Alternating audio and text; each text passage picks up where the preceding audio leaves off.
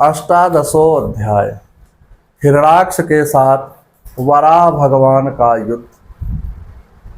तदेव आकरणं जले सभास्तं महानास्त दुर्गणस्य दुर्मदः हरो विदत्तं गतिमांग नारदात रसातलं निवर्षते परित्वान्वितः।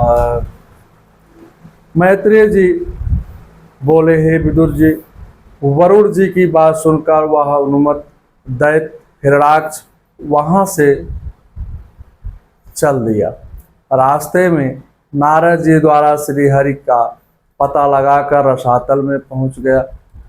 वहां उस दैत्य ने भगवान वराह को अपनी दाढ़ों की नोक पर पृथ्वी को रख देखा और बड़ी जोर से ठहाका लगाकर बोला, अरे यह जंगली पशु सुअर यहाँ जल में कहाँ से आया। फिर वराह भगवान से बोला, अरे ना समझ, तुम इस पृथ्वी को तुरंत छोड़ दो, अन्यथा तुम्हारा कल्याण नहीं है। विश्व विधाता ब्रह्मा जी ने इसे हमारे उपयोग के लिए ही बनाया है। तुम योग माया का सहारा लेकर ही कपट से असुरों का संहार करते हो। तुम में अपना पुरुषार्थ थोड़े ही है। तुम योग माया बलम पौरुषम संस्थाय मूढ़म प्रवेश। मैं अभी तुम्हारा मस्तक गदा से विदीर्ण करता हूँ। जब तू मर जाएगा तो तेरी आराधना करने वाले सभी देवता जड़ से कटे हुए वृक्षों की भांति अपने आप नष्ट हो जाएंगे।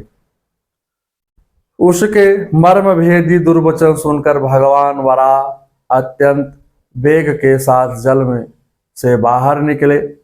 उस दैत्य ने भी भगवान का पीछा किया। भगवान वराह ने पृथ्वी को ले जाकर जल के ऊपर स्थापित किया और उसमें आधार शक्ति का संचार किया। सागामुदस्तं सलिलस्य गोचरे वेन्द्रस्य तस्य दासत्वं सत्वं। सभी देवगण आकाश से पुष्प वर्षा कर स्तुत करने लगे। तदंतर क्रोधपूर्वक हंसते हुए भगवान ने उससे कहा, अरे सचमुच ही जंगली जीव है, जो तुम जैसे ग्राम सिंहों कुत्तों को ढूंढते फिरते हैं। सत्यम वयो वन गोचरा मृगा योषादे मृगये ग्राम सिंहान। अरे दुष्ट वीर पुरुष, तुम जैसे मृत्यु पास में बंधे हुए अभागे जीवों को आत्म प्रशंसा पर ध्यान नहीं देते हैं। अब तू निडर होकर हमारा अनिष्ट करने का यत्न कर, हमें मारकर अपने बंधुओं के आंसू पोंछ। अब इसमें विलंब ना कर। मैत्रेय जी कहते हैं, हे विदुर जी, भगवान के इस प्रकार उपहास और तिरस्कार करने पर वह क्रोध से आग बबूला हो गया। उसने लपक कर भगवान पर गदा से प्रहार किया। भगवान ने कुछ तिरछे हो करके अपने को बचा लिया। फिर उसने भगवान की भौं पर गदा चलाई। उससे भगवान ने अपनी गदा पर रोक लिया। इस प्रकार दोनों का अनेक प्रकार से भीषण युद्ध हुआ। इस युद्ध को देखने ब्रह्मा जी भी ऋषियों के साथ वहां पहुंचे। ब्रह्मा जी ने भगवान से कहा, मैनम मया विनम दृप्तम निरंकुश सत्तमम् आक्रीडम बालमादेवम यथा शीर्षमुत्थितम्। भगवान, हे भगवान, यह दुष्ट मायावी घमंडी और निरंकुश है। बच्चा जिस प्रकार क्रुद्ध हुए सांप से खेलता है, वैसे ही आप इसे खिलवाड़ न करें। यह राक्षस गौ ब्राह्मण का निरपराध प्राणियों को दुख देने वाला है। इसके साथ बालक की तरह क्रीड़ा न करें। सायंकाल होते ही अत्यधिक बल चढ़ जाएगा, फिर इस पर विजय पाना कठिन हो जाएगा। आधुनानेशो तन्माम योगो मूर्तिको गुहागार। इस समय अभिजित नामक मंगलमय मुहूर्त है। इस मुहूर्त में इसका वध करके जगत का कल्याण करे। श्रीमद्भागवत साप्ताहिक कथा के तृतीय स्कंद का 18 अध्याय समाप्त हुआ। अथ एको 19 अध्याय हिरणाक्ष वध। 19वें अध्याय में हिरणाक्ष का वध होता है। मैत्रेय जी कहते हैं, हे विदुर जी, भगवान स्वयं तो चाहते हैं कि ब्रह्मा आवे और हिरणाक्ष को मारने के लिए प्रेरित करे, इसलिए ब्रह्मा जी ने वहां आकर उसको मार डालने के लिए प्रेरित किया। तब ब्रह्मा जी के निष्कपट और अमृतमय मधुर वचन सुनकर मुस्कुराए और प्रेम पूर्वक कटाक्ष द्वारा उनकी प्रार्थना स्वीकार कर ली। अवधार्य विरंचस्य निर्वलीकामृतं मचा रहस्यं प्रेम गर्भेण तदपंगेन सोगागृहीत। भगवान ने हंसकर कहा, तुम मुझे अभिजित मुहूर्त की शक्ति क्यों बता रहे हो?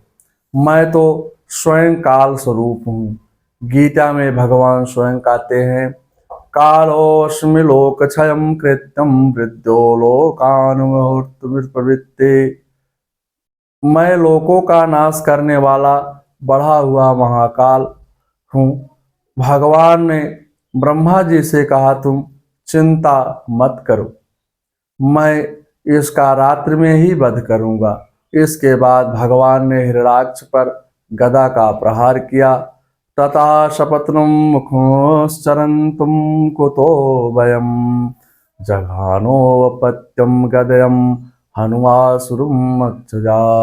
भगवान के हाथ से वह गदा हिरणाक्ष की गदा से टकराकर जमीन पर गिर कर सुशोभित हुई। भगवान की गदा क्या है? संस्कृत में गद धातु से गदा शब्द बना है। गद गंतव्यम वाच भव्यादि, जिसका अर्थ मारना नहीं बोलना होता है।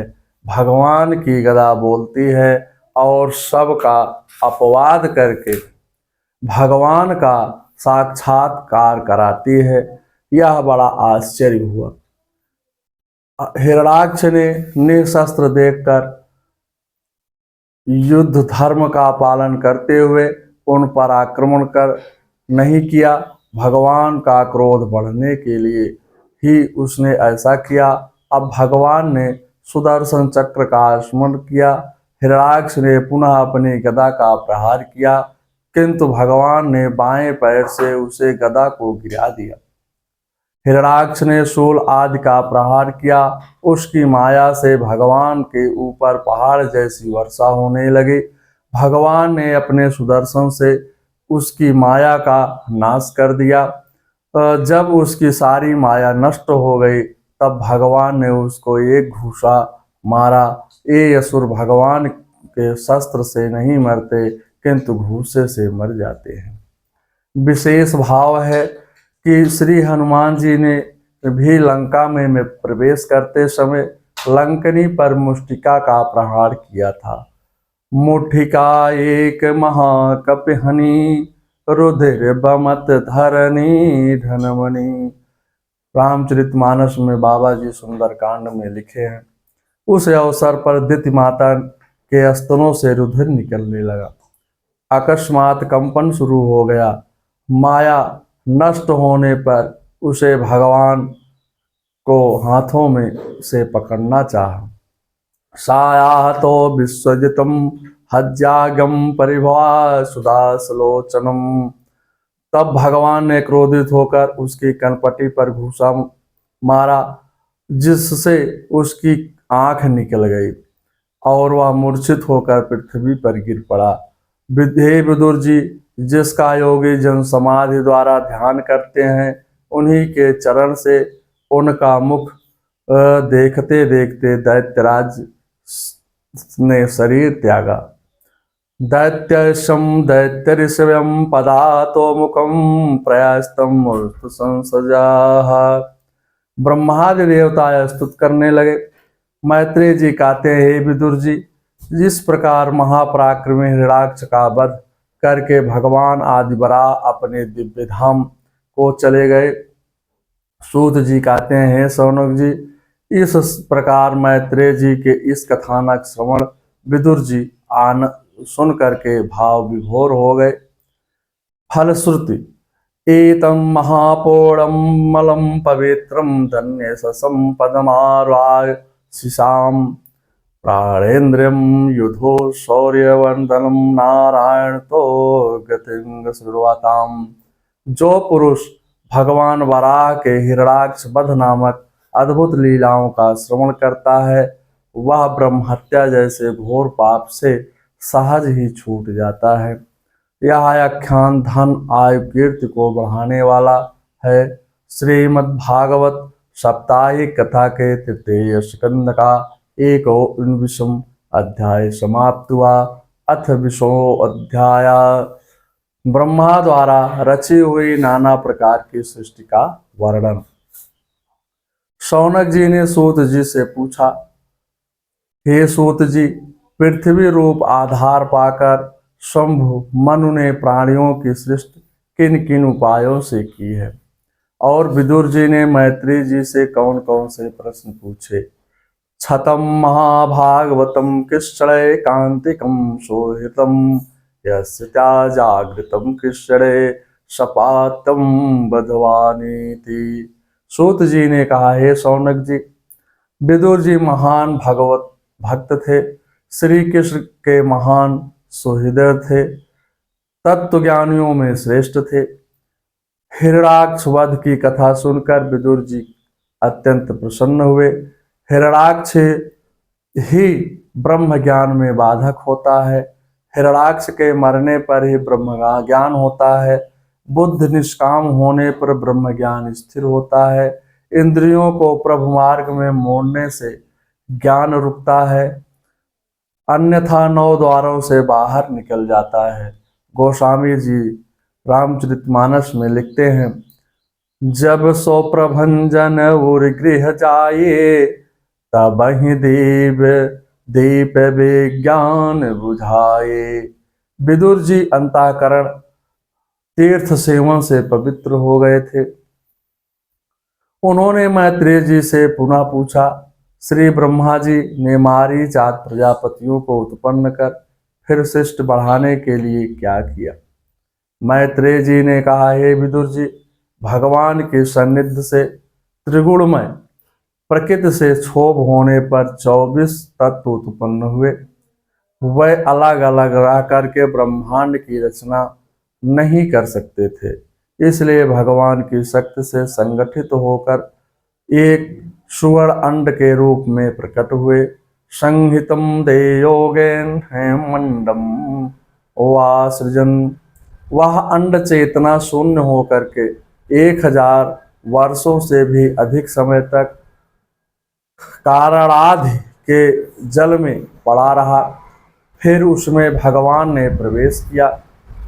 तदंतर उनके नाभि कमल से ब्रह्मा जी उत्पन्न हुए।